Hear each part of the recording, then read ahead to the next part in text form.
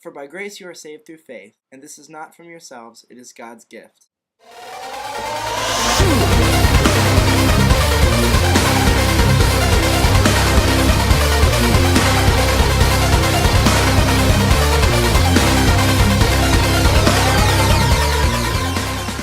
Hey YTYG, how's it going? This week, we're going to be talking about grace. There's two reasons I decided to talk about grace this week. Number one is because I feel like I've been giving/receiving a lot of grace lately. Number two is Amish grace. If you want to read Amish grace, I would totally suggest it. It's a great book. The examples of grace and love that you can find in here are totally unparalleled anywhere else. The Amish realize that forgiveness is more than just extending grace to someone and saying, "We forgive you."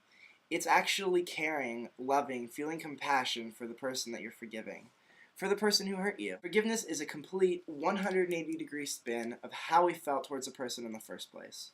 So there's a story in the Bible, right? Jesus talks about this king who has loaned out all this money to his servants. There's this one servant who owes him 100 talents. If it's gold they're talking about, 100 talents is roughly equal to about $3 billion nowadays. So basically, the servant owes the king a lot of money. So the king brings all his servants together and goes to collect his money, and this servant says, "Hey, I don't have $3 billion. The king says, "Too bad, I'm going to torture you and throw you into slavery along with your family so you can pay off your debt." The servant says, "No, please don't do that. Please don't throw me into slavery. I'll pay you the debt as soon as I can." And after hearing that, the king is so moved that he cancels the debt, wipes it out, and says the guy can go free. What happens next is kind of sad. The servant goes to his servant who owes him 100 denariuses, and he says, "Hey, time to pay up." Now, 100 denariuses is about today's equivalent of $1,000. So what I'm saying is, this guy doesn't owe this other guy a whole lot of money. Regardless, the servant who owed $3 billion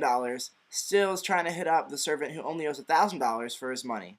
And when the servant finds out that his servant can't pay him, he's ticked. So the poor servant gets thrown into jail until he can pay off the debt. The king finds out that his servant has refused to show grace to the other servant, calls him back into his presence. When the servant comes, the king is ticked.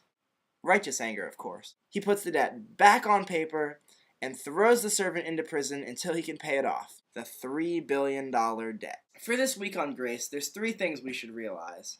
Number one is that we need grace. Whether it's huge amounts of grace for the terrible things you've done or just some grace. The thing is, we all fall short. Whether it's in forgiving our neighbor or just staying on top of things with YTYG. Gosh, I feel unprepared this week. So, after you realize you need grace, it's the simple act of receiving grace. And I know for some of us, receiving grace is not so simple. But after you receive it, there's one more thing.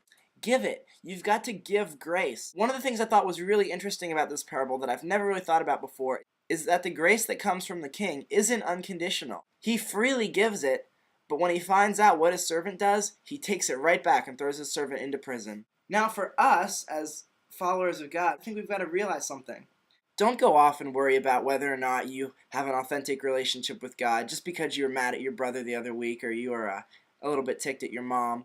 But do realize that if you have the authentic grace of God inside you, that grace is going to spill out over to other people. It should literally be impossible for you not to pass it on. So don't worry about whether or not you're being like a perfect grace sharer.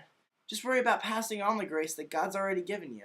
So I'm going to leave it up to Alan and Tosh to tell you why we need grace, how to accept that grace, and what it looks like to give that grace away. What I want to hear from you guys this week is stories of grace, whether it's grace from God or grace from another person. So hit me up with some times that you've totally felt that someone has given you grace, or some times when you really had to stretch to give grace to someone who needed it.